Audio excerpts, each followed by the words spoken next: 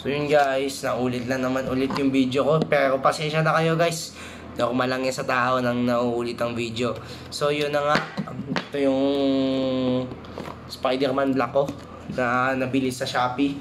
Galing pa tong ibang bansa sa China. Itong Spider-Man ko guys. Hindi ko alam kung saan galing eh. Tanungin natin si mami kung siya lang naman nakakaalam ng Spider-Man ko na nabibili. So yun, maganda naman siya. Pero actual size lang talaga siya ni Spider-Man Red. So okay naman, ito na yung box niya. Nabuksan ko yung box niya. Nabuksan ko rin yung balot niya. Nandito yung balot niya sa may na to, yung bubble wrap tsaka yung plastic. So, mamaya ko nang itapon yung bubble wrap tsaka plastic. Pag-usapan muna natin yung kay Spider-Man Black na nabili natin. So, itong si Spider-Man Black is based dun sa Spider-Man original na red na blue. Ito talaga si Spider-Man Black na parang Venom. Ito talaga yung kamukha ni Venom. Ito talaga, parang kasing actual ni Venom to. Yan Pero magkaiba yan. Pag-usapan natin tong kay Black. Itong si Black Spider-Man pala ay okay naman pala sa akin. Kasing actual size lang talaga siya ni Spider-Man na nabili ko noon dati sa Shopee, yung Spider-Man Red. Papakita ko lang sa iyo mamaya. Pag-uusapan lang muna natin to. So to, tinanggal ko ang kanyang kabilang kamay na pinalitan ko ng sapot, yung kanyang kanang kamay ni Spider-Man. So, etong si Spider-Man, tignan mo ang mukha niya, yung gwapo eh. Pero talaga yan? Yan yung si Spider-Man na nabalutan ng kulay itim ni Venom. Na siya, hindi naman Venom kung tawagin, Spider-Man Black na pero yung matagal na kasi to eh. Matagal na tong Spider-Man na to guys. Nagsimula pa yung matagal na. Ito yung mga nakikita ko sa PS4. Sa mga palabas. Oo. Nakita ko na rin sa palabas tong si Spider-Man. Ganito rin ang kanyang kulay. Pero hindi siya Venom. Ibig sabihin, hindi ko alam kung Venom siya o Spider-Man. Basta pagkakaalam ko dito siya, si Spider-Man talaga to. So, yun na nga guys. So yun guys, papakita ko sa inyo yung mga iba ko pang laruan kumpara pa dito kay Spider-Man Black. Oh my gosh, na kabago-bago lang pa lang nitong Spider-Man ko. Hindi nakita yung ulo kasi hindi maayos, hindi pantay eh. So yun na nga, bilang pantay yung ating video. So ayan. Magpapantay ng video natin. Tapos lang natin ng konti. Ayan. So yun, si Spider-Man Black. Ito na siya ngayon. Ayan, magandang tignan. So, i-base natin yung actual size ni Spider-Man, yung height niya, kung anong height ni Spider-Man. Titignan natin kung anong height niya na. Baka kasi magkasing kapares ng height ng ito eh. Ito, may ko lang siyang kung aking litrato. Litrato ko to. So yun na nga guys. Yung pala. So yun. Ito na pala yung Spider-Man ko na nabili sa Shopee. So, oh my gosh. Halalaglag pero okay lang naman. Hindi naman siya nagkakaroon ng injury sa mukha. Lang talaga siya, okay lang siya. Hindi naman, wala namang gas-gas o nangyari kay Spider-Man. So kasi nagagalaw ko sa may PS4.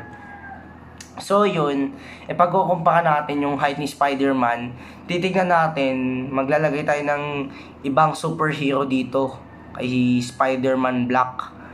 Oo. Ito naman, ito yung lagay natin tong si Spider-Man Red, itong Marvel Legends na na pinakauna kong nabili. Yan, si isang Spider-Man na kulay pula na may blue. Si Spider-Man Red tong nabili ko nung unang-una sa Shopee. So yun. Pero okay lang yung size ni Spider-Man Black at saka kay Red. Magkapares talaga sila ng size kasi pares pa rin sila Spider-Man. Pero ito yung dati, ito yung ngayon. nabili ko. Pero ito kasi itong dalawang Spider-Man to na black tsaka red. Ano sila? Pare sila Marvel Legends. Marvel Legends din kasi itong magkakaparehas na Spider-Man. Ano siya, Marvel Comics yung ano. Pero Marvel Legends ang gawa ng Spider-Man na to. Kumpara sa ibang Spider-Man na hindi naman Marvel Legends. Kasi mayroon pa akong isang Spider-Man dyan. Hindi naman siya Marvel Legends. So, ito yung kay Morbius. Marvel Legends Morbius. Itong pagkukumpara natin ng size ni Morbius kay dalawang Spider-Man na red tsaka kay black. So, yun na nga guys. Tapos maglalagay pa ako ng kay Deadpool. Yan. Pagkukumparin din natin si Deadpool, si Spider-Man, si Black Spider-Man kay Morbius. So, itong magkakapare sila. Ito Marvel Legends. Itong tatlo itong Spider-Man Black, itong Spider-Man Red, itong Morbius pala, Morbius. Itong dalawang Spider-Man na red tsaka blue. Itong hindi, mali. Sorry guys. Itong dalawang Marvel Legends na Spider-Man Black tsaka red na may blue. Pare sila Marvel Legends. Ito naman, Morbius na to, Marvel Legends din ang gawa nila. Itong tatlong to, nabibili lang to sa Green Hills. Kasi galing tong Amerika. Imported toys kasi to. Doon kasi sa ibang bansa, doon yung nabibili, mga tol. Yung pagkapuntahan mo ng US, may makakakita ka talaga ng Marvel Legends. Itong Spider-Man Black, itong Spider-Man Red, itong Morbius, na magkakaparehong Marvel Legends. Ito namang si Deadpool, hindi ibang to. Walang brand si Morbius. Itong Morbius na nabili ko rin sa Shopee. Itong tingnan mo, umiilaw siya. Oh. Hindi naman siya Marvel Legends kasi pag nakikita nyo umiilaw, walang brand yan. Ang posibilidad na hindi ko na masabi, halo-halo na nasa isip ko. Itong Deadpool kasi na to, binili ko siya, mura lang siya guys. Nasa 100 lang to sa Shopee. 150 pesos lang itong Deadpool, pero murang sulit na sa amin yun mga tol. Itong Deadpool na to is lang siya, nabibili lang siya sa gaya sa mga bangketa, palengke, ng Binyan, Divisoria, kahit saan, kahit sa mga street nabibili, kahit sa mga tabi-tabi, doon lang yung nabibili itong Deadpool na to, pati sa mga tindahan na may nagtitinda ng laruan. Magkakasama rin itong Deadpool tsaka Wolverine. Pero yung may ilaw yung dibdib. Pero yung mga madadali lang tumasira. Hindi gaya ng mga ganito na imported na galing US na nabibili sa Green Hills, galing ibang bansa, hindi siya nasisira kasi quality talaga yung gumagawa eh. Ito kasi hindi siya hindi siya quality. Parang galing pa tong China. O kasi sa China to binibili itong Deadpool na to eh.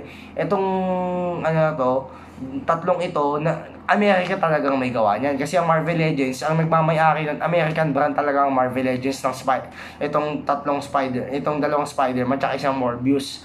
Itong kay Deadpool, mga local lang siya, toys na nabibili lang sa palengke. Mga kagaya ditong mga produktong laruan natin. So, doon ko na muna iaalis ko muna itong mga to. Ilalagay ko muna yun doon. Wait lang guys. Guys, maghintay lang kayo. Huwag nyo muna papatayin yung video guys.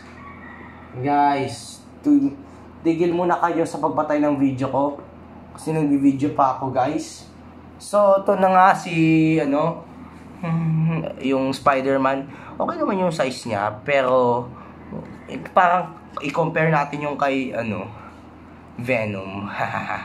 Grabe si Venom, hindi siya makatayo.